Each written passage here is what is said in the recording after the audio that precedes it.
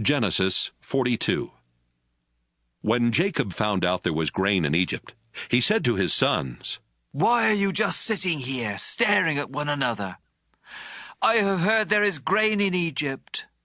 Now go down and buy some, so we won't starve to death." 10 of Joseph's brothers went to Egypt to buy grain. But Jacob did not send Joseph's younger brother Benjamin with them. He was afraid that something might happen to him. So Jacob's sons joined others from Canaan who were going to Egypt because of the terrible famine. Since Joseph was governor of Egypt and in charge of selling grain, his brothers came to him and bowed with their faces to the ground. They did not recognize Joseph, but right away he knew who they were, though he pretended not to know. Instead, he spoke harshly and asked, "Where do you come from?" "From the land of Canaan," they answered. "We've come here to buy grain." Joseph remembered what he had dreamed about them and said, "You're spies! You've come here to find out where our country is weak." "No, sir," they replied. "We're your servants, and we have only come to buy grain. We're honest men, and we come from the same family. We're not spies." "That isn't so," Joseph insisted. "You've come here to find out where our country is weak." But they explained, "Sir, we come from a family of 12 brothers. The youngest is still with our father in Canaan, and one of our brothers is dead."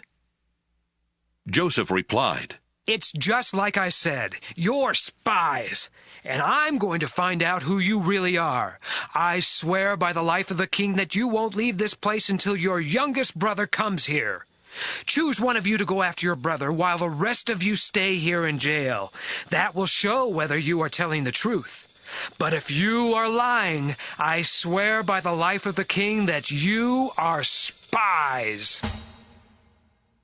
Joseph kept them all under guard for 3 days before saying to them, "Since I respect God, I'll give you a chance to save your lives. If you are honest men, one of you must stay here in jail, and the rest of you can take the grain back to your starving families. But you must bring your youngest brother to me. Then I'll know that you are telling the truth, and you won't be put to death." Joseph's brothers agreed and said to one another, "We're being punished because of Joseph. We saw the trouble he was in, but we refused to help him when he begged us. That's why these terrible things are happening." Reuben spoke up. "Didn't I tell you not to harm the boy? But you wouldn't listen. And now we have to pay the price for killing him." They did not know that Joseph could understand them, since he was speaking through an interpreter. Joseph turned away from them and cried, but soon he turned back and spoke to them again. Then he had Simeon tied up and taken away while they watched. Joseph gave orders for his brothers' grain sacks to be filled with grain, and for their money to be put in their sacks. He also gave orders for them to be given food for their journey home. After this was done, they each loaded the grain on their donkeys and left. When they stopped for the night, one of them opened his sack to get some grain for his donkey, and right away he saw his money bag. "Here's my money," he told his brothers. "right here in my sack." They were trembling with fear as they stared at one another and asked themselves, "What has God done to us?" When they returned to the land of Canaan, they told their father Jacob everything that had happened to them.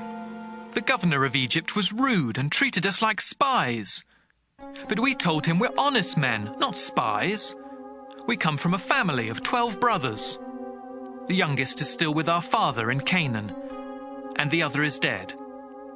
Then the governor of Egypt told us, "I'll find out if you really are honest. Leave one of your brothers here with me while you take the grain to your starving families. But bring your youngest brother to me, so I can be certain that you are honest men and not spies. After that, I'll let your other brother go free, and you can stay here and trade." When the brothers started emptying their sacks of grain, they found their money bags in them. They were frightened, and so was their father Jacob, who said, "You have already taken my sons Joseph and Simeon from me, and now you want to take away Benjamin. Everything is against me. Reuben spoke up. Father, if I don't bring Benjamin back, you can kill both of my sons. Trust me with him, and I will bring him back. But Jacob said, I won't let my son Benjamin go down to Egypt with the rest of you. His brother is already dead, and he is the only son I have left. I am an old man, and if anything happens to him on the way, I'll die from sorrow, and all of you will be to blame.